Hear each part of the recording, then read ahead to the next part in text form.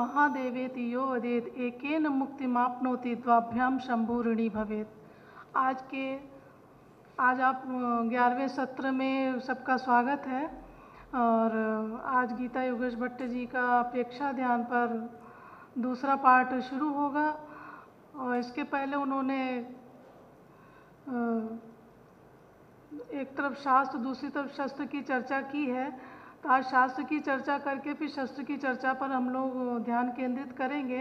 इसके पहले मैं डॉक्टर गीता योगेश भट्ट को बुलाना चाहूँगी कि वो आएँ और अपने स्थान पर स्थान ग्रहण करें।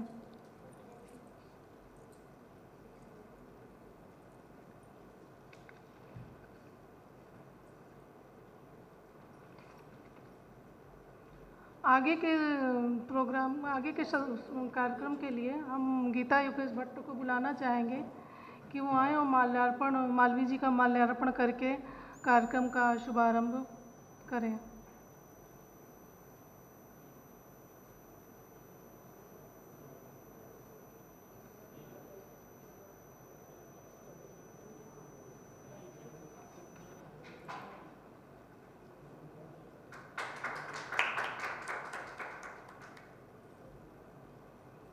योग मानव चेतना में परिवर्तन लाने का विज्ञान है। योग का उद्देश्य केवल आसन में प्रवीणता या सर्कस नहीं है। स्थिरम सुखम आसनम। आगे गीता योगेश भट्ट जी से मैं आग्रह करूंगी कि वो आएँ और प्रेक्षा ध्यान पार्ट 2 पर अपना व्याख्यान प्रस्तुत करें।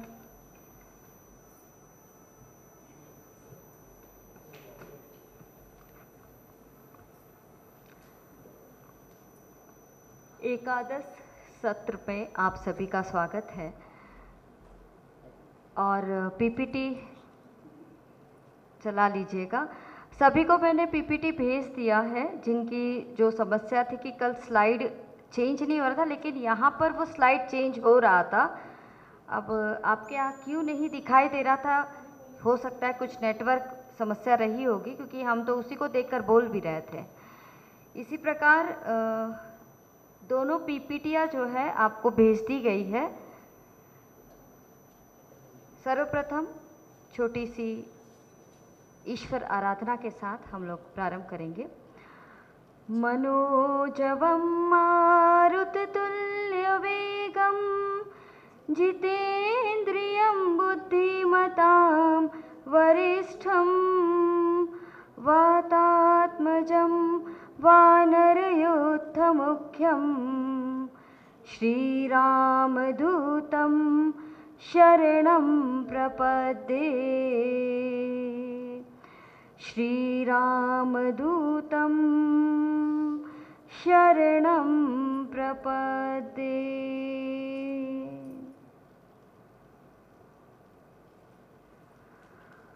सभी को प्रणाम। कल जो हम लोगों ने प्रेक्षा ध्यान को प्रारंभ किया था, उसका थोड़ा सा एक हम रिवीजन के तौर पर जैसे लोगों की इच्छा थी, तो कल का जो पीपीटी है एक ज़रा सा मतलब हम 2 मिनट 5 मिनट उसको चला लिया जाए। कल के पीपीटी को बस 2 मिनट। कल के कक्षा से संबंधित किसी को कोई प्रश्न है? हमारे जो ऑनलाइन में जुड़े हुए प्रतिभागी हैं, कोई प्रश्न है या आप नहीं समझ पाए? क्योंकि कुछ लोग ऐसे कह रहे थे। हमने कल केवल प्रेक्षा ध्यान का परिचय आप लोगों के सामने रखा। कहाँ से प्रेक्षा ध्यान आया और किन के द्वारा प्रेक्षा ध्यान हमारे समक्ष इस समाज में दिया गया, कहाँ से उसके सूत्र जैन आगमों के किस ग्रंथों से लिया गया, उस पर हम लोगों ने चर्चा की थी। और प्रेक्षा ध्यान के जितने विशिष्ट अंग है, जो उसके उपसंपदा है, उसके बारे में हम लोगों ने चर्चा किया था। केवल आप लोग को दिखाने के लिए हम स्लाइड चला लेंगे और उसके बाद हम लोग आज की कक्षा की ओर आगे बढ़ेंगे। जैसे ये परिचय था, आगे बढ़ेंगे हम। इसके बाद यहाँ पे प्रेक्षा शब्द का अर्थ, उसकी ऐतिहासिक पृष्ठभूमि, आगे जैन आगमों से प्रेक्षा ध्यान का जो शब्द है वो आया है और उसका नींव जो डाला गया है वो आचार्य तुलसी और आचार्य महाप्रज्ञ द्वारा, जो तेरापंथी संप्रदाय के प्रमुख थे। आगे बढ़ेंगे। फिर ये उपसंपदा, इसकी चर्चा हुई थी। जिस प्रकार से बगीचे में खाद का काम करता है, उसी प्रकार से हमारे अध्यात्म जीवन को आगे बढ़ाने के लिए उपसंपदा प्रेक्षा ध्यान में बताया गया है, जिसके अंतर्गत ये 5 उपसंपदा है जिसके बारे में हम लोगों ने चर्चा की थी। फिर उसके सहायक घटक है जो अपने आसन, प्राणायाम, मुद्रा और ध्वनि है। फिर उन्नत घटक है जिसमें वर्तमान क्षण की अनुभूति, विचार प्रेक्षा और अनिमेष प्रेक्षा, जिसे त्राटक के नाम पे भी कहा जाता है। आगे बढ़ेंगे।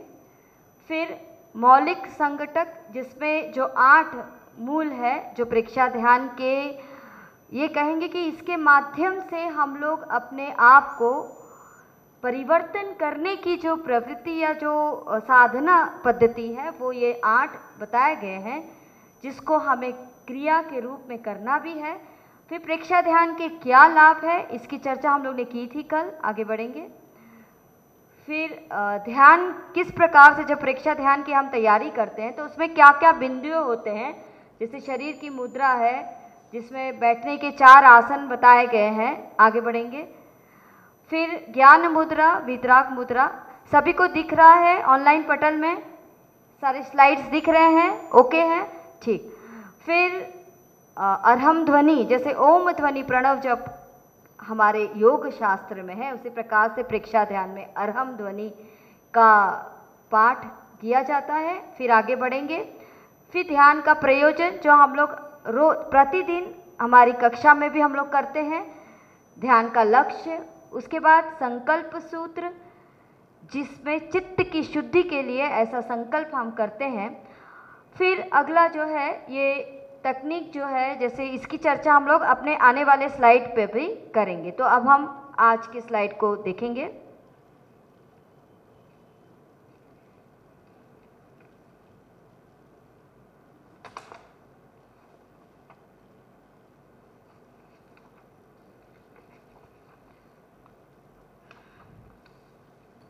तो प्रेक्षा ध्यान को जिस प्रकार से हम लोग ने देखा और समझा, इसको अपने जीवन में अगर इसका हम नियमित प्रयोग करते हैं तो उसका प्रयोग करने से हमारे आंतरिक परिवर्तन, हमारे विचारों में परिवर्तन, हमारे भावनाओं में परिवर्तन, हमारे संकल्पों में परिवर्तन, हमारे क्रियाकलापों में परिवर्तन आता है। हमें अपने आप को देखने की शक्ति प्रदान होती है कि हमारे अंदर क्या है और क्या नहीं है, क्या होना चाहिए, क्या होना चाहिए, उसके लिए क्या करना चाहिए, ये प्रेक्षा ध्यान में हमारे आचार्यों ने बताया है। तो उसी प्रकल्प में आगे, जैसे प्रेक्षा ध्यान का अगर आप देखेंगे, आध्यात्मिक स्वरूप क्या है, जिसमें लक्ष्य प्राप्ति, हमारे जीवन का कोई लक्ष्य होता है। अब लक्ष्य कैसा होना चाहिए, जो मेरी आत्मा को उन्नत बना सके, उस प्रकार का लक्ष्य। किसी को भी हम दुख ना पहुंचाए, उस प्रकार का लक्ष्य। लेकिन समाज में ऐसी बातें आती है ना कि हम कहते हैं अरे समाज में तो अधिकतर बुरे लोग हैं, फिर हम उनके साथ कैसे सरवाइव करेंगे, ये भी बात उठता है। तो हम ही अच्छे बने, ये भी बात उठती है। लेकिन जब हम ईश्वर के साथ जुड़कर इस प्रकार की साधना को करने लगते हैं तो हम अपने आप को एक प्रकार से कहेंगे कि एडजस्ट करना, या फिर हम अपने जीवन में किस प्रकार से अपने व्यवहार को नियंत्रण करना, किस समय हमें कैसे क्या करना है, ये बोध हमें इस प्रकार की पद्धति से, देखिए पद्धति बहुत सारी है, हमारे शास्त्रों में भी कई पद्धतियाँ दी गई है। हमारे जितने भी शास्त्र है वो हमें आचार को शुद्ध बनाने की पद्धतियों को ही बताता है।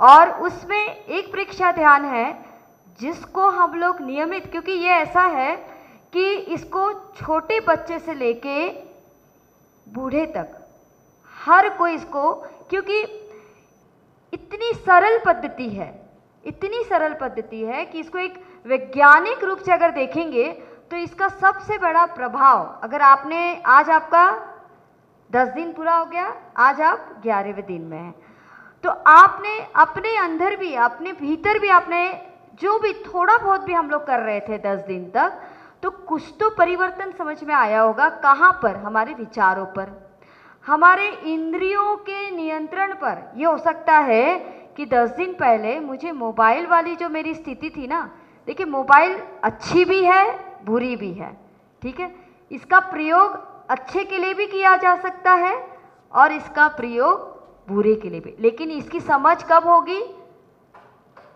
होता है ना कि हमें किसी चीज़ की आदत पड़ जाती है, अब वो सही या गलत है लेकिन मुझे आदत पड़ गई है उस चीज़ की, हम उसको छोड़ नहीं पाते और उस आदत के वजह से क्या क्या नुकसान भी होता है। जैसे हम लोग विद्यार्थियों के बीच में भी देखते हैं कि अगर बच्चा बहुत अधिक इनका प्रयोग करता है तो क्या होता है, मतलब इनका प्रयोग वो क्यों करेगा? वो तो कोई ऑफिशियल नहीं करेगा, वो कोई अपना बिजनेस नहीं चलाएगा, इससे वो कोई पैसे नहीं कमाएगा, लेकिन वो कहाँ पर इसका प्रयोग करेगा? गेम खेलने में, कार्टून्स देखने में, रील्स देखने में, ट्विटर में, आदि आदि। तो उनसे उनको क्या नुकसान होता है? वो उनका जो मन है वो भटक जाता है। इसलिए आजकल की भाषा में कहते हैं डिस्ट्रैक्शन ऑफ माइंड, ठीक है। तो मन का डिस्ट्रैक्शन होना और अपने वास्तविक कार्य से वो बच्चा क्या होता है? अपने आप को दूर कर देता है। यानी उसको अपने जीवन में जो से करना है, नियमित अपनी दिनचर्या करनी है, नियमित अपने अध्ययन को करना है, अपने को स्वस्थ रखने के लिए जो प्रक्रिया को करना है, वो सारी चीज़ें वो भूल जाता है। क्यों? क्योंकि उसकी रुचि कहीं और लग गई है। तो इससे उसको फिर कई प्रकार से नुकसान, ऐसे ही हम लोग के साथ भी होता है। ये तो मैंने एक उदाहरण बच्चों की बताई है, क्योंकि मैंने कल भी आपको बताया ये यज्ञ जो है हमने कई बार बच्चों के बीच में, हमने पूरे 6 साल से हमारा ये लग रहा कर रहे हैं हम लोग, तो ज़्यादा अनुभव हमारा उनके साथ अधिक है, बड़ों के साथ भी है, ऐसी बात नहीं है। तो अपने मन को स्थिर करने का बहुत अच्छा प्रकल्प है परीक्षा ध्यान। थोड़े दिन किसी के निर्देश में कीजिए, फिर अपने आप अपने साथ कीजिए। क्यों? क्योंकि इसमें जो सुझाव मिलते हैं, इंस्ट्रक्शंस मिलते हैं, वो इंस्ट्रक्शन क्या करता है? वो हमें सोने से बचाता है। सबसे पहला काम आप लोग ने अनुभव किया होगा, एक बीच में हमें नींद आ जाती है, लेकिन फिर कान में कुछ आवाज़ आती है तो हम लोग फिर से जग जाते हैं, या अगर बहुत थके तो नींद आ जाए वो अलग बात है, लेकिन इसके इंस्ट्रक्शंस जो क्या करते हैं, हमें जगाने का प्रयास करते हैं। और वो इंस्ट्रक्शंस कैसे होते हैं, वो जो सुझाव कैसे होते हैं, आप लोग भी परस्पर बोलिए तो मज़ा आएगा। वो सुझाव कैसे होते हैं? आपने एक्सपीरियंस किया होगा ना, 10 दिन में कुछ तो एक्सपीरियंस किया होगा, थोड़ा सा 1% तो एक्सपीरियंस किया होगा कि वो जो सुझाव हमें मिल रहे हैं, यानी हमें जैसे ध्यान का लक्ष्य का सुझाव मिल रहा है, हमें ध्यान के संकल्प का सुझाव मिल रहा है, हाँ, उसके बाद क्या था, स्थिरता का सुझाव मिलता है, ठीक है। फिर हमें ये पता चलता है कि शांति एवं आनंद का हम अनुभव करते हैं। वो कैसे करते हैं? जब मेरे भीतर से विकार दूर हो जाते हैं, ठीक है, हमारे अंदर से जो विकार है वो दूर हो जाए। तो विकार के भी शब्दावली बोला गया है। जैसे ज्योति केंद्र परीक्षा हम लोग किए थे तो उसमें क्या था, मेरा क्रोध शांत हो रहा है, ठीक है। तो होता है ना, हम यहाँ पर अच्छे वातावरण में बैठे हुए हैं, लेकिन मन का क्या है, किसी बात को सोचकर, किसी विषय को सोचकर, यहाँ पर भी वो विषय हमारा हमें कहीं ना कहीं क्या करता है, डिस्टर्ब कर रहा है, डिस्ट्रैक्ट कर रहा है। तो परीक्षा ध्यान क्या कर रहा है, उन सुझावों के माध्यम से हम अपने आप को स्थिर करने का प्रयास करते हैं। जो नकारात्मकता, ऐसे जो नेगेटिव थॉट्स है, जो नेगेटिव विचार है, वो क्या करता है, वो मुझे डिस्टर्ब कर रहा है, लेकिन धीरे धीरे धीरे सुझावों के माध्यम से क्या होता है, हम रिलैक्स हो जाते हैं। देखिए एक बात है, जैसे स्ट्रेस है, स्ट्रेस कैसी चीज़ है हमारे जीवन के लिए? पॉजिटिव भी है और नेगेटिव भी है कि केवल नेगेटिव है स्ट्रेस? बताइए, पॉजिटिव है। स्ट्रेस होगा, जैसे अभी इस कार्यक्रम को ही संचालन होते हुए हम लोग देख रहे हैं, तो थोड़ा हम पॉजिटिव स्ट्रेस लेते हैं ना कि समय से शुरू हो जाना चाहिए, समय से पूर्ण होना चाहिए, कहीं भी कोई भी व्यवस्था में प्रॉब्लम नहीं आनी चाहिए, हमारे ऑनलाइन में जितने प्रतिभागी हैं उनको भी सुविधा मिलनी चाहिए, हमारे ऑफलाइन में जितने प्रतिभागी हैं उनको भी। तो ये व्यवस्था, ये स्ट्रेस हम ले रहे हैं, but that stress is not called as negative. वो एक, हाँ, दैट इज रिस्पॉन्सिबिलिटी। और उस रिस्पॉन्सिबिलिटी के लिए हम चिंतन करते हैं कि इस चिंतन के माध्यम से हम अपने कार्यक्रम को व्यवस्थित करें। ये वास्तविक अभी जो चल रहा है इसका उदाहरण है। नेगेटिव क्या होता है? नेगेटिव स्ट्रेस क्या होता है कि किसी चिंता को हम कर नहीं पाते हैं, लेकिन उसके विषय में बहुत सोचते हैं और इतना सोचते हैं कि वो अंदर, देखिए, जिस प्रकार की आहार को हम मन से देंगे उस प्रकार का असर मेरे शरीर पर पड़ेगा, मेरे शरीर के तंत्रों पर पड़ेगा, है ना। तो आहार हम कैसे दे रहे हैं? अगर नेगेटिव आहार देंगे, यानी विचारों से, हमारे इस प्रकार के संकल्पों से, किसी के लिए हम बुरा सोच रहे हैं वैसे संकल्पों से, तो क्या होगा? वो नेगेटिव स्ट्रेस अगर 1 दिन 2 दिन और वो सालों सालों तक चलेगा तो वो क्या बनेगा? खतरनाक हो जाएगा ना। That will be chronic stress. फिर वो नॉमिनल स्ट्रेस नहीं हो जाएगा, ठीक है, वो क्रॉनिक स्ट्रेस हो जाएगा। तो इस प्रकार के तनाव को दूर करने का बहुत अच्छा माध्यम है परीक्षा ध्यान, क्योंकि हमने शोध किया है और हमने कई मरीजों को इस पर कार्य करवाया है और बहुत अच्छा रिजल्ट आया है। आज भी हमारे पास, क्योंकि ये जो भारत अध्ययन केंद्र है, यहाँ पर काउंसलिंग सेशन भी होता है बुधवार और शुक्रवार। तो ऐसे कई विद्यार्थी आते हैं, ऐसे कई स्टाफ के परिवार के सदस्य भी आते हैं जिनको मानसिक तौर से कुछ समस्या उत्पन्न हुई है और उसको कंट्रोल कैसे किया जाए, तो उसके लिए भी हम लोग समाधान देते हैं भारत अध्ययन केंद्र के माध्यम से। और उसमें भी तरह तरह से उनको सुझाव दिया जाता है। परीक्षा ध्यान को कराया गया है, उनको ऑडियो भेज देते जब लगता है कि ये बच्चा कर सकता है। आपको पता है, एक बच्चा ऐसे केस आया था कि वो इतने अपने लाइफ से फ्रस्ट्रेट था कि वो सुसाइड करने वाला था, क्योंकि अपनी पढ़ाई से वो एकदम बिखर गया था, पढ़ाई नहीं कर पा रहा था। फिर उसके टीचर ने ही उसे हमारे पास आने के लिए कहा, हमारे पास बैठा और बहुत सारी 2 दिन वो लगातार केवल बैठने के लिए और बातचीत करने के लिए आया। फिर उसको हमने परीक्षा ध्यान की चीज़ें दी, उसको समझाया। फिर वो लगातार हमारी क्लासेस चलती थी, क्योंकि वो इतना डिस्ट्रैक्ट था कि उसके टीचर ने भी हमें बताया कि उसकी ऐसी सिचुएशन हो गई थी कि वो वो सुसाइड करने वाला था, लेकिन हम लोगों ने उसे बचा लिया। किससे? एक व्यवस्था ऐसी बनाई टीचरों ने मिलकर, ताकि वो अपने माइंड को कंट्रोल कर सके। और उसके बाद फिर उन्हें हमारे पास भेजा और लगातार उसने फिर परीक्षा ध्यान वो करता रहा। और उसके रिजल्ट का आउटपुट ये था कि जो उसका रिजल्ट नेगेटिव था वो जाकर नेक्स्ट सेमेस्टर में वो पॉजिटिव हो गया। उसको विश्वास हो गया कि नहीं, लाइफ इज देयर, जीवन है, जीवन में कुछ अच्छा है। उसने जो भी उसके साथ घटित हुई जीवन में, उन चीज़ों को उसने सब कुछ शेयर किया, सब एकदम खुलकर बताया। फिर उसे नेगेटिव और पॉजिटिव सारी चीज़ों को बताया गया और इस परीक्षा ध्यान को करवाया गया। उसके कुछ जीवन शैली में परिवर्तन करवाया गया। आज क्या हो गया पता है? हम लोग की जो पीढ़ी है वो ईश्वर से बहुत दूर चली गई है, भगवान से दूर चली गई है, अपने आप से दूर चली गई है। और ये जो एक माध्यम है परीक्षा ध्यान की जो क्रिया है, इससे हम अपने आप से जुड़ते हैं, हम भगवान से जुड़ने का माध्यम बनता है। क्यों? क्योंकि कोई भी शास्त्र यही कहता है, चित्त की निर्मलता, चित्त की शुद्धता। तो चित्त की निर्मलता कब आएगा? जब हमारा अंदर से मन शुद्ध होगा, पवित्र होगा, पवित्र आचरण होगा, पवित्र क्रियाओं को हम करेंगे, नियमों को हम पालन करेंगे, तब हमारा चित्त क्या होगा? निर्मल होगा। केवल कहने से नहीं होगा।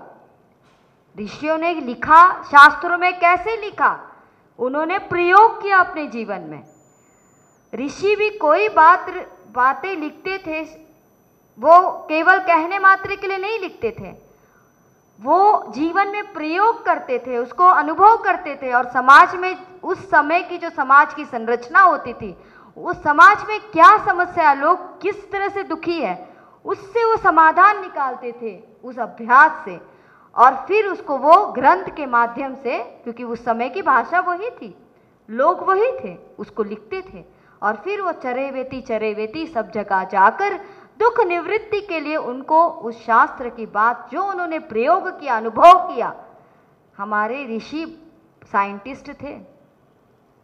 जो आज साइकोलॉजी हम पढ़ रहे हैं, वो साइकोलॉजी केवल मॉडर्न साइकोलॉजी है, वो इंडियन साइकोलॉजी नहीं है।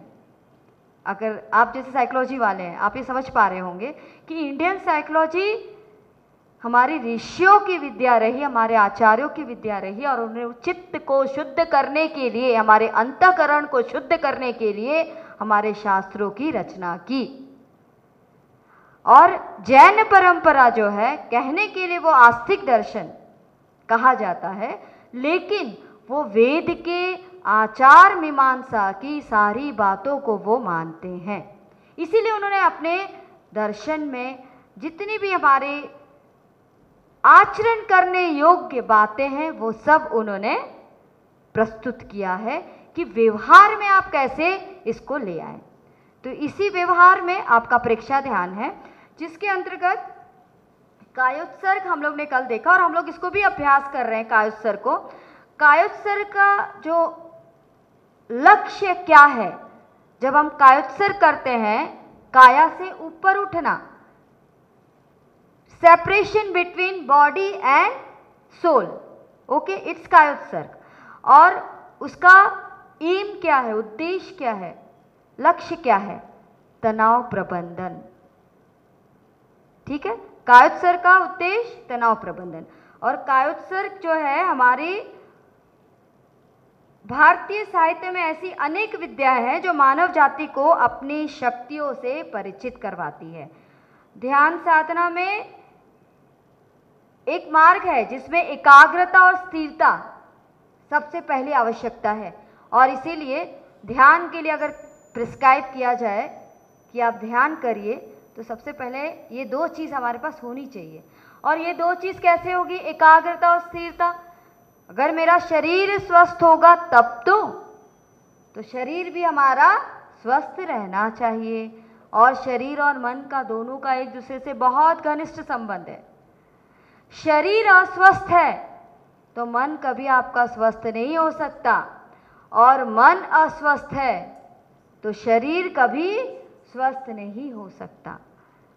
ठीक है, तो दोनों का परस्पर बहुत घनिष्ठ संबंध है और दोनों को स्वस्थ रहना आवश्यक है। और प्रेक्षा ध्यान के इस कायोत्सर्ग से, तनाव प्रबंधन की क्रिया से, हम अपने शरीर और मन को, दोनों को स्वस्थ रखने की प्रक्रिया। देखिए, ये जो भी क्रियाएं हैं, इसमें धैर्य की बहुत आवश्यकता है। धैर्य के बगैर आप कोई भी क्रिया को कर नहीं सकते। आज समय ऐसा है कि हम जो एलोपैथिक मेडिसिन की दुनिया में जी रहे हैं, कि हमें अगर कुछ भी होता है, क्योंकि हमें फास्ट लाइफ है, बिजी लाइफ है, हमें कल खड़े होना है, तो हम दवाइयों का सेवन करके अपने को ठीक करते हैं। लेकिन देखिए, करिए उसका सेवन, हम नहीं मना करते, आवश्यकता अनुसार, जैसी हमारी आवश्यकता है।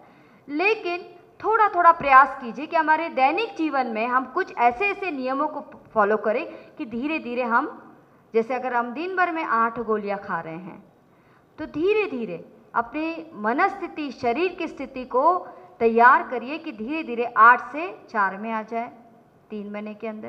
धीरे धीरे डॉक्टर जैसा कहें, डॉक्टर को लगेगा कि आपकी स्थिति अच्छी है।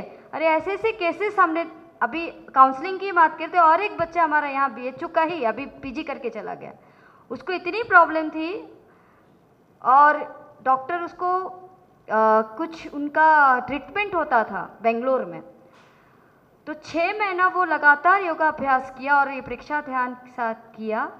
तो 6 महीने बाद वो गया तो उसके रिपोर्ट पे सब नॉर्मल। जो उसका ट्रीटमेंट था, डॉक्टर ने बोल दिया कि अब नहीं करना है आपको। उसने यहाँ पे पूरी रिकॉर्डिंग भी की है सेंटर पर। तो आर्ट्स, हिस्ट्री ऑफ आर्ट्स का विद्यार्थी रहा है। तो बस हमारे श्रद्धा, विश्वास और नियमितता ये होना चाहिए, तब हमको फल मिलेगा। और एक हफ्ते के अंदर अंदर आपको बता दें, अभी आप लोग 11 दिन हो चुका है, आपने अंदर भी आप लोग परिवर्तन देख रहे होंगे इन चीज़ों का। तो आप उसको देखेंगे, जानेंगे, अनुभव करेंगे, तब तो आप उसको रेगुलर कर पाएंगे। आप केवल उसको बस करना है तो करना है, सर्टिफिकेट पाना है पाना है, अगर इस उद्देश्य से करेंगे तो फिर रेगुलर नहीं हो पाएंगे। और हम लोगों का ये शॉर्ट टर्म कोर्स मूल उद्देश्य यही था कि आपको योग के शास्त्र से परिचय कराना। जैसे भी आपने देखा होगा 11 दिन हमारे जितने भी वक्ता आए थे, उन्होंने आपको योग के शास्त्र पक्ष प्लस उसका आज में क्या उपयोगिता है, दोनों को समझाने का प्रयास किया। केवल हम जैसे आज चल रहा है प्रचलन में कि योग चिकित्सा का आधार है, चिकित्सा का आधार है, लेकिन ये भी बता दें कि अगर हम यम और नियम का पालन नहीं करते हैं ना, तो आप आसन करके 2 दिन 4 दिन करेंगे, ये भी कई केसेस देखे हैं कि वो बोर होते हैं कि अरे इससे तो कुछ फ़ायदा नहीं होता, इससे तो गोली टैबलेट खाना ही अच्छा है, ये भी देखा है उदाहरण। ठीक है, तो इसीलिए हमारे जीवन के जो महत्वपूर्ण आवश्यक तत्व है उनको हमें पालन करना पड़ेगा। जैसे अत्यधिक भोजन करना, क्योंकि ये जितनी चीज़ें हैं जब तक हम अपने मन को सेट नहीं करेंगे ना तो ये चीज़ों में हमारा मन लगेगा नहीं। तो भोजन कब करना, कैसे करना, वैसे कल के हमारे जो वक्ता आ रहे हैं वो तो आपको बताएंगे ही, शास्त्र पक्ष से भी बताएंगे, लेकिन एक ध्यान में अगर हमको प्रविष्ट होना है तो हमें इन चीज़ों का भी थोड़ा थोड़ा ध्यान देना पड़ेगा। हमें सात्विकता का ध्यान देना पड़ेगा, हमारे संग जिससे हमारा मन विचलित होता है, हमारा मन भटकता है, ऐसे संग से भी अपने को बचाना चाहिए। उसका भी बहुत महत्वपूर्ण है हमारे जीवन के लिए। तो इसी प्रकार से तनाव प्रबंधन कायोत्सर्ग की क्रिया के लिए है, साथ साथ यह हमारे मन के विचारों की दिशा को भी स्थिर करने का काम करता है। इसमें जैसे इसका आध्यात्मिक स्वरूप है कायोत्सर्ग का, जैसे कायोत्सर्ग का प्रयोजन नेक्स्ट स्लाइड चले जाएंगे। मन का एक प्रयोजन जिसका हम लोगों ने अभी शरीर और मन दोनों के लिए है, आध्यात्मिक प्रयोजन भी है, स्वभाव परिवर्तन भी करता है और हमारे चित्त को शुद्ध भी करता है। इसलिए पहले हमें अपने आप को भी जानना पड़ेगा। ये हुआ इसका प्रयोजन। अगला स्लाइड। फिर कायोत्सर्ग का आध्यात्मिक दृष्टिकोण क्या क्या है। जैसे कायोत्सर्ग में तनाव के 3 प्रकार के बारे में बताया गया है। फिर कायोत्सर्ग कायिक ध्यान है, शरीर का ध्यान और आत्मा का ध्यान दोनों है। इसमें प्रकंपनों को रोका जा सकता है। कायोत्सर्ग एक प्रकार की मृत्यु की प्रक्रिया भी, कल हम लोगों ने किया था संपूर्ण कायोत्सर्ग भेद विज्ञान, जिसमें आपने क्या अनुभव करने के लिए सुझाव मिला था कि शरीर और आत्मा दोनों अलग है, ऐसा हम अनुभव कर रहे हैं। इसके बाद भेद विज्ञान की भी साधना की हमने, आत्मदर्शन की भी प्रक्रिया इसमें बताया गया है। दुख के मूल कारण की खोज की प्रक्रिया भी कायोत्सर्ग है। चंचलता का चक्रव्यूह को तोड़ने का भी काम कायोत्सर्ग करता है। सहिष्णुता यानी सहनशीलता की गुणों को भी बढ़ाने का काम कायोत्सर्ग करता है। अभय के गुण, ठीक है। फिर आगे है नेक्स्ट कायोत्सर्ग का वैज्ञानिक दृष्टिकोण, जो हमारे अगर हम जैसे चित्त से शांत होते हैं, आनंदित होते हैं, उत्साहित होते हैं, वैसे वैसे हमारे अंदर के तंत्र भी, जो हमारे जेपीएन मिश्रा सर ने जैसे आपको हमारे शरीर के तंत्रों के विषय में परिचय कराया, तो जिस प्रकार का हमारा मन तैयार होगा, अंदर के तंत्र भी उसी प्रकार की क्रिया को करेंगे या उन पे उसका परिवर्तन आएगा। ठीक है, इसीलिए जो हमारे शरीर की संरचना और यौगिक संरचना, मतलब योग से जो शरीर की संरचना है, इन दोनों का घनिष्ठ संबंध है। जो जड़ से हमको शरीर दिख रहा है और जो हमारा जो 25 तत्व की बात कही गई है सांख्य योग में, ठीक है, तो उसके जो हमारे 5 तन मात्राएं हैं, 5 कर्म इंद्रियां हैं, 5, ये सब आप रिवाइज कर लीजिएगा जब पीडीएफ और आपको सारे बुक्स भी जो भी हमको अवेलेबिलिटी थी वो आपको हमने भेजा है। और जैसे कुछ संस्कृत के श्लोक वाले स्लाइड थे तो उसके लिए भी हमने जैसे आपको हठयोग प्रतिपिका और गृह संहिता भेजा है, तो उसके रेफरेंस आप वहाँ पे भी खोज कर अध्ययन कर सकते हैं इस प्रकार से। फिर तनाव से हमें कैसे बचना है, ये सारी चीज़ें हमने अभी डिस्कस कर ही लिया था। आगे बढ़ेंगे, नेक्स्ट स्लाइड। कायोत्सर्ग की निष्पत्तियाँ, जो उसके 4 अवस्थाएं हैं उनको हमें प्राप्त करना है। फिर उसके बाद तनाव मुक्ति, यानी 4 अवस्थाएं, जैसे हमको एक तो रिलैक्सेशन, एक तो तनाव मुक्त होने की जो चंचल चित्त की स्थिरता, चंचलता की दूरी, और हम अपने शरीर और आत्मा को अलग भिन्न अनुभव करना। फिर तनाव मुक्ति, चंचलता की निवृत्ति, ये सारी चीज़ें हैं, तो ये भी रिपीट है। ये प्रक्रिया हम लोग ने कल कर ली थी। नेक्स्ट स्लाइड, संपूर्ण कायोत्सर्ग की प्रक्रिया, जिसमें हमने देखा था कि भेद विज्ञान, विशेषकर यानी भेद विज्ञान का अनुभव करना है कि जैसे मत्ती से छाछ और मक्खन को अलग किया जाता है, वैसे ही शिथिलता के द्वारा, रिलैक्सेशन के द्वारा शरीर और आत्मा को अलग किया जा सकता है। और इसमें क्या अनुभव करना है कि शरीर जो है मेरा अचेतन है, आत्मा जो है चेतन है। मैं शरीर नहीं हूँ, आत्मा हूँ। शरीर दृश्य है और मैं दृष्टा हूँ, यानी शरीर दिखता है और आत्मा जो है वो दिखता नहीं है। अपने ज्ञाता दृष्टा स्वरूप का हमें अनुभव करना है। ये सब क्यों करना है? देखिए, हम लोग रोज़ प्रार्थना करते हैं, रोज़ हम दैनिक मंत्र का, आप लोगों के लिए एक प्लानिंग हम लोग ने इस प्रकार से बनाई कि हम उसको मिक्स ना करें, एक ही तरह की चीज़ आपके 12 दिन चले, ताकि आप उन चीज़ों को अनुभव कर सके भीतर से कि ऐसा क्यों हम लोग दैनिक जीवन में इन सारे मंत्रों को, ऐसे बहुत सारे मंत्र हैं, लेकिन ऐसा भी है कि कई लोग, हम लोग संस्कृत से बिल्कुल परिचित नहीं है, मंत्रों से भी नहीं परिचित है, हमारे वो संस्कार में भी नहीं, या हमें वो शिक्षा भी नहीं प्राप्त हुई है। बस हम थोड़े बहुत जीवन में चीज़ों को उदाहरण किए, नहीं तो नहीं के बराबर है। कई लोग तो ऐसे भी देखे गए कि एक सरल सा हनुमान चालीसा भी लोगों को पता नहीं। आपको बता दें, ऐसे भी मुझे केस मिले कि उनको, बच्चे को पता ही नहीं कि हनुमान चालीसा क्या है। हाँ, तो ऐसे मतलब एक विडंबना कहिए, हमारी संस्कृति से हम लोग इतने दूर हो गए हैं। और इस प्रकार की जब साधना हम लोग करते हैं तो हमारे अपनी संस्कृति से और झुकाव होता है हमें, क्योंकि हमें अपने आप, हम कौन हैं और हम कौन हैं, उसके बाद हमें क्या करना चाहिए। क्योंकि हम जिनके साथ जुड़ते हैं, योग क्या है? जुड़ने का कार्य करता है ना।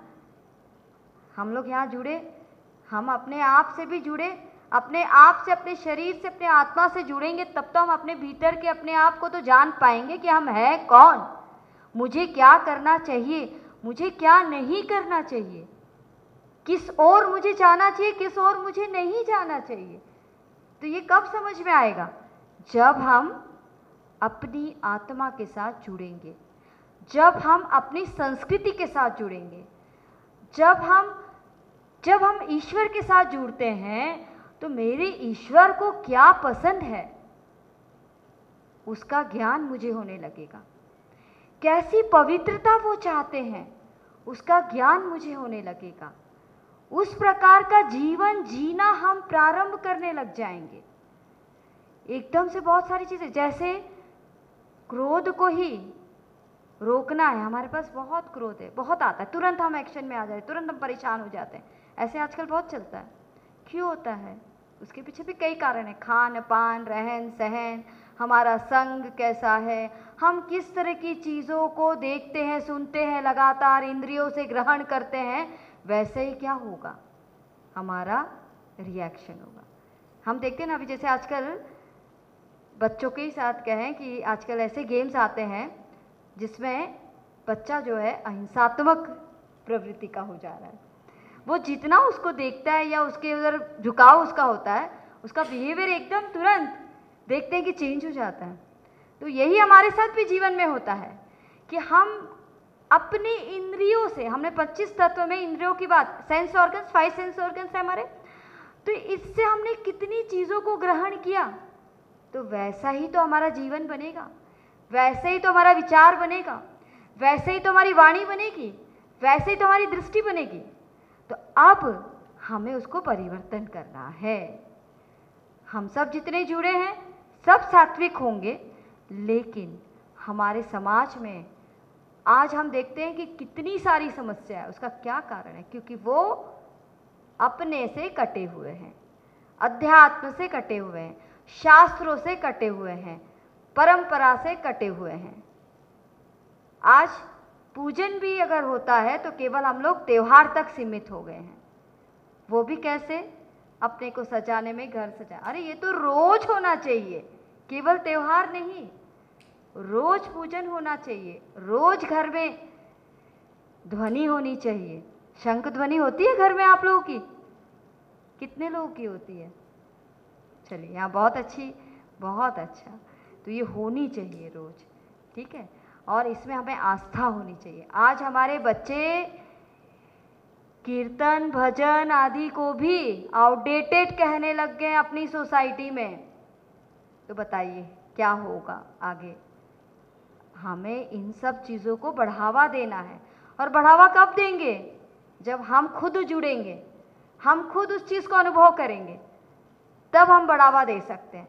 किसी को बोलने से नहीं होगा, हमारे व्यवहार से सामने वाले को लगना चाहिए कि हाँ, इनमें कुछ विशेषता है।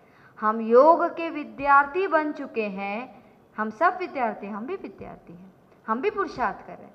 तो विद्यार्थी बनने के बाद हमारा दायित्व बनता है कि हम जीवन में स्व में इतना परिवर्तन लाए। केवल आसन तक मत सीमित हो जाइए। आसन तक सीमित, आसन जरूरी है, आसन की भी आवश्यकता है, अभ्यास की भी आवश्यकता है, लेकिन केवल उसी को सब कुछ ना बनाए। उसके बगैर भी नहीं चलेगा। शरीर भी चाहिए हमको स्वस्थ, मन भी स्वस्थ चाहिए, हमारी इंद्रियाएं भी हमको स्वस्थ चाहिए, हमारी भावनाएं भी हमको स्वस्थ चाहिए। हाँ, स्वस्थ मन, एकाग्र मन किसको नहीं चाहिए? हर वर्ग के लोगों को चाहिए, ताकि वो खुश रह सके। बच्चों को भी चाहिए, हमारे युवा पीढ़ी को भी चाहिए। उनको करियर चयन करना है भविष्य में, तो अगर उनका मन एकाग्र होगा तभी तो वो समय पर सही चीज को पा पाएंगे। ठीक है, तो इसी बात आगे बढ़ेंगे हम लोग। अंतर यात्रा। अंतर यात्रा जो क्रिया है उसे अगर इंग्लिश में कहें तो इंटरनल ट्रिप, कि हमारी अंदर की यात्रा। अब अंतर यात्रा में जो प्रक्रिया बताई गई, जो तकनीकी है उसकी, वो है कि शक्ति केंद्र। देखिए, प्रेक्षा ध्यान में केंद्रों की बात कही गई, जैसे हमारे योग शास्त्र में चक्रों की बात कही गई है। तो केंद्र जो है, शक्ति केंद्र कहाँ पर है? मूलाधार, यानी पेरिनियम वाला हिस्सा। आज हमारी जितनी ऊर्जा है, देखते हम, अगर वो नकारात्मक है तो वो नीचे की ओर ज़्यादा प्रवाहित हो रही है, ऊपर की ओर नहीं हो रही है। यानी मेरा मन जो है वो शुद्धिकरण की ओर नहीं है, पवित्रता की ओर नहीं है, वो कहीं ना कहीं ऊर्जा हमारी नष्ट हो रही है। तो अंतर यात्रा की जो प्रक्रिया है वो हमारी ऊर्जा को ऊपर की ओर लाने की प्रक्रिया है, यानी शक्ति केंद्र से ज्ञान केंद्र तक। जब ऐसा अभ्यास हम करते हैं तो अंतर यात्रा का जो लक्ष्य है, स्व क्षमता का विकास, हमारे भीतर जो क्षमता है उसका विकास। लेकिन अब ये, जैसे कल आपके पापा ने प्रश्न पूछा था, ये बात सही है कि हम लोग कोई चीज़ पा लेते हैं तो हमें उसका अहंकार आने लगता है। तो वो अहंकार, अगर हमारा लक्ष्य कैसा है, किसको पाने का लक्ष्य है, तो अहंकार वहाँ पे क्षीण हो जाता है। लेकिन अगर हमने अपने भीतर कुछ शक्तियों को पाया, योग के माध्यम से, ध्यान के माध्यम से अगर हमने शक्तियों को पाया, फिर हमें उसका अहंकार आने लगा। अरे मैं तो इतने साल का हूँ, तब भी मैं देखो इनसे ज़्यादा फुर्ती है मेरे पास, इनसे ज़्यादा मेरे पास शक्ति है। मतलब हम उनको दर्शाने लग जाते हैं।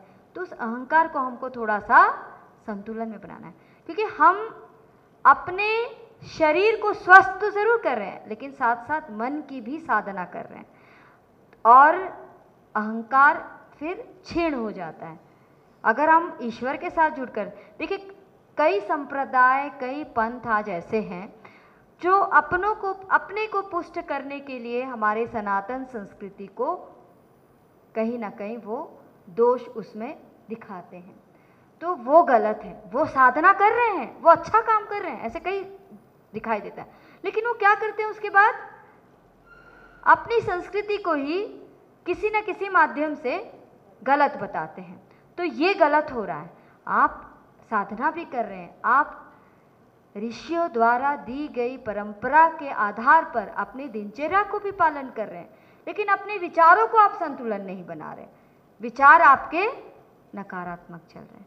तो ईश्वर ये निर्देश नहीं देता है, ईश्वर ये कभी निर्देश नहीं देता है कि आप किसी पर उंगली उठाएं। आपको ये जितनी विद्याएं हैं वो हमारे लिए है, अपने को उन्नत बनाने के लिए और सामने वाले को भी सहायक देने के लिए, सहयोग देने के लिए, जिस प्रकार से भी आप दे सके, ना कि गलत बोले। तो ये चीज़ है। फिर आपका अगला है अंतर यात्रा की स्लाइड्स को हम आगे बढ़ते हैं, क्योंकि समय भी हमको देखना पड़ेगा। 10 मिनट बचा है, फिर प्रैक्टिकल का सेशन है। क्योंकि जो भी हम पढ़ते हैं स्लाइड्स तो आपको मिल ही चुका है, लेकिन इसका अगर हम लोग अभ्यास नहीं करेंगे तो जो महर्षि पतंजलि ने अंत में कहा है, अभ्यास एवं वैराग्य तन्न निरोधः, तो कैसे निरोध हो पाएगा? निरोध अर्थात रोकना। तो अभ्यास और वैराग्य से हमें अपने साधना को आगे बढ़ाना है और चित्त मतलब मन बुद्धि अहंकार, ये अंतकरण को क्या करना है? शुद्ध बनाना है। तो अभ्यास देखिए, अभी इसको भी मैंने थोड़ा सा चिंतन किया कि अभ्यास किस प्रकार का अभ्यास करना चाहिए हमारी साधना में। तो अभ्यास ऐसा होना चाहिए वो सकारात्मक अभ्यास हो, सकारात्मक अभ्यास जो मेरे जीवन शैली को शुद्ध बना सके, जो मेरे जीवन में जिसका भी मैं अध्ययन कर रहा हूँ वहाँ पर मैं सुचारू रूप से कर्तव्य के साथ पालन कर सकूँ।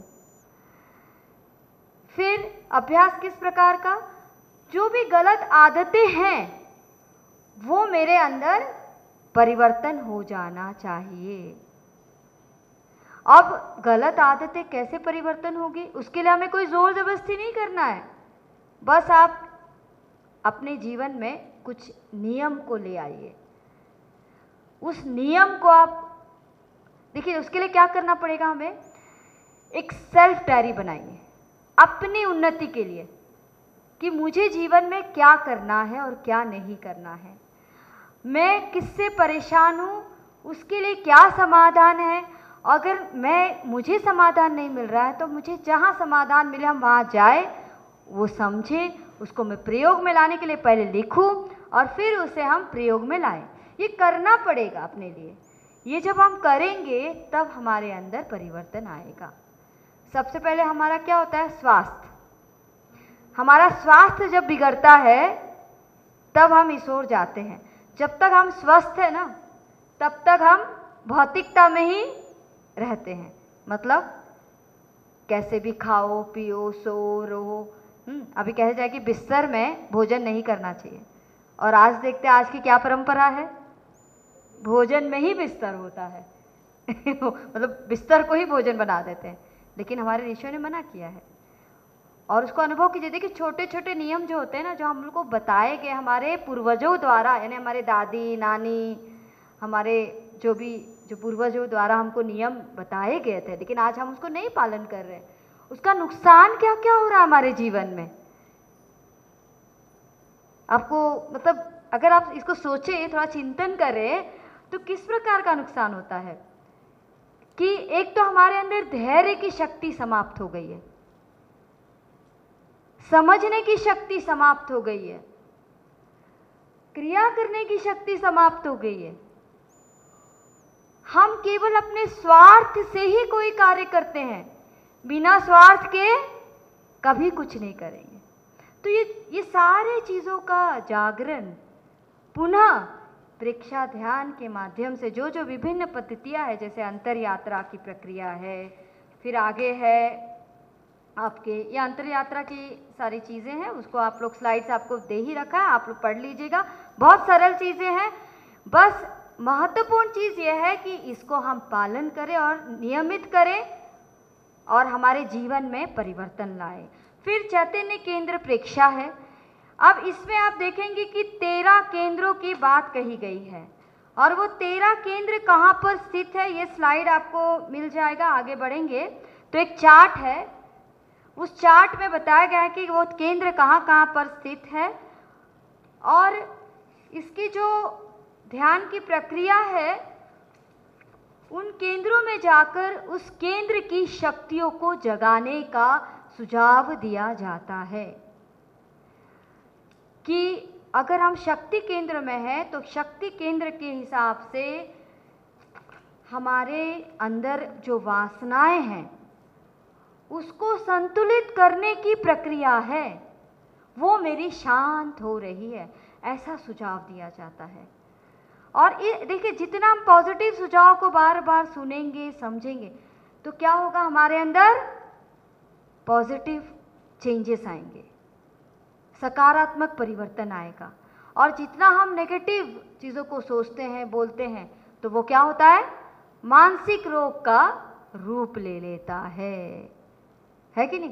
तो इसीलिए ये जितने सुझाव अलग अलग टेक्निक में बताए गए हैं वो हमारे सकारात्मक शक्तियों को, विचारों को परिवर्तन करने का माध्यम है और इसके बहुत अच्छे परिणाम आए हैं। तो इस प्रकार से हर केंद्र में, जैसे यहाँ पर दिया गया है, शक्ति केंद्र में आपके वहाँ पर होने वाले प्राण के प्रकंपनों का अनुभव करें। शक्ति केंद्र कहाँ है, पृष्ठ रज्जु यानी जो पेरिनियम वाला जो पार्ट है वहाँ पर चित्त को केंद्रित करें और वहाँ पर गहरी एकाग्रता और जागरूकता के साथ शक्ति केंद्र की प्रेक्षा करें यानी देखें और वहाँ पर एकाग्रता बनाए रखें।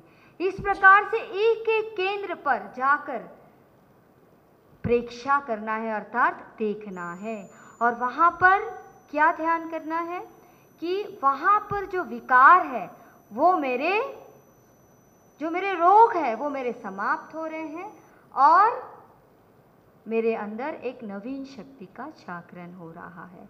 इसी प्रकार से स्वास्थ्य केंद्र है, इसी प्रकार से तेजस केंद्र जो है आपका मणिपुर चक्र जिसे कहते हैं, ठीक है। स्वादिष्ठान चक्र को स्वास्थ्य केंद्र कहा गया है। यहाँ पर चक्र की बात, हो सकता है आप लोग इन चक्रों को भी नहीं जानते होंगे, कई लोग इस विषय से ही नहीं होंगे, तो ये चीज़ है। तो नाभि और पेरिनियम के बीच का जो भाग है, जो किडनी वाला जो भाग है, उसे स्वास्थ्य केंद्र कहा जाता है। मणिपुर चक्र को आप यानी नाभि वाला जो प्रदेश है उसको तेजस केंद्र कहा जाता है। फिर आनंद केंद्र है जो आपका हृदय वाला पार्ट है, अनाहत चक्र जिसे कहा जाता है, तो वहाँ पर इस प्रकार से प्रेक्षा करनी है।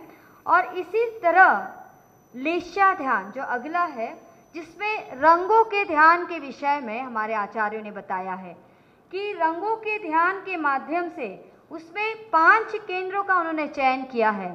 जैसे आनंद केंद्र है जिसमें हरे रंग का ध्यान करना है और हरे रंग का ध्यान करेंगे तो उसमें क्या भाव भावित होता है कि मेरी भावधारा निर्मल हो रही है। इसमें ये शब्दावली दी गई है कि मेरी भावधारा निर्मल हो रही है। फिर वैसे ही विशुद्धि केंद्र है, यानी ये जो गले वाला जो प्रदेश है, कंठ वाला जो प्रदेश है, वहाँ पर नीले रंग का ध्यान करने के लिए कहा गया है और वहाँ पर जो शब्दावली का हमें अनुभव करना है वो है मेरी वासनाएं अनुशासित हो रही है। इसी प्रकार दर्शन केंद्र है, दर्शन केंद्र पर अरुण रंग का ध्यान करना है, जिसके अंतर्गत जो बताया गया है कि वहाँ पर चमकते हुए अरुण रंग का ध्यान करना और उसमें जो भाव भावित होता है वो है कि मेरी अंतर्दृष्टि जागृत हो रही है, मेरा ज्ञान जागृत हो रहा है। इस प्रकार के भाव को, सुझाव को बारंबार बोलना, अनुभव करना। जैसे आज हम लेस्या ध्यान आपके साथ प्रयोग में लाएंगे। फिर उसके बाद ज्ञान केंद्र, अर्थात जो यहाँ पर जो केंद्र है वहाँ पर पीले रंग का ध्यान करना, और वहाँ पर चमकते उस पीले रंग के ध्यान करने से हमारे ज्ञान तंतु विकसित हो रहे हैं, ऐसे भाव को, सुझाव को अनुभव करना। तो इस प्रकार से जो लेस्या ध्यान है, इससे हमारी आंतरिक क्षमताओं का विकास होता है, हमारे अवगुण दूर होते हैं और हमारे गुण की वृद्धि होती है। तो ये हमारे आचार्यों ने रंगों के माध्यम से लेस्या ध्यान, ये ध्यान बताया गया है। फिर अगला जो है आपका श्वास प्रेक्षा। श्वास प्रेक्षा, ये जो श्वासों को देखने की क्रिया है, ये हर ध्यान पर, विशेषकर विपश्यना ध्यान में भी विशेषकर श्वास प्रेक्षा के बारे में बताया गया है। और श्वासों को देखना या श्वासों की प्रक्रिया को करना किस प्रकार से, deep inhale and deep exhale, ये इस क्रिया को लगातार करने से आचार्य ने बताया है कि हमारे कार्य क्षमता का विकास होता है। तो ये श्वास प्रेक्षा। उसके बाद फिर आपका अगला है शरीर प्रेक्षा। शरीर के भीतर हमारे शरीर के एक एक अंग के प्रेक्षा करना, वहाँ पर जो ऊर्जा है उसे अनुभव करना, उसे जगाने का कार्य करना। और इस प्रकार की प्रक्रिया को, शरीर प्रेक्षा की प्रक्रिया को, क्योंकि इस तो हमने शोध में भी इस प्रक्रिया को करवाया मरीजों के साथ, तो स्वास्थ्य संरक्षण का बहुत अच्छा लाभ मिलता है। और ये हम लोग कर भी रहे हैं। हमारे एक 10 दिन के जो अभ्यास सत्र हमारा पूर्ण हुआ है, उसमें हमने श्वास प्रेक्षा, शरीर प्रेक्षा, ज्योति केंद्र प्रेक्षा को समाहित किया है। फिर अंतर यात्रा और चैतन्य केंद्र प्रेक्षा, जिसकी बात हमने कर चुके हैं, उस दोनों का भी जो लक्ष्य है प्राप्त करना, वो स्व क्षमता का विकास। इस प्रकार से हमने संक्षेप में आपको प्रेक्षा ध्यान और उसके जो विशिष्ट अंगों के विषय में हमने आपको बताया। इसके साथ आज का हम ये सत्र यहीं पर विराम देते हैं और अभ्यास सत्र के लिए हम लोग सभी लोग तैयार हो जाएंगे अपने अपने स्थान पर। बहुत बहुत धन्यवाद।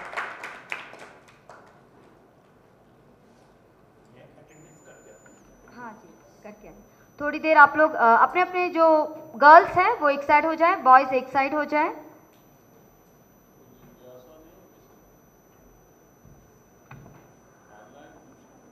अच्छा, आज के कक्षा में अगर किसी को कोई प्रश्न है, कोई जिज्ञासा है, पूछना चाहते हैं तो आमंत्रित हैं सभी। किसी को कुछ पूछना है?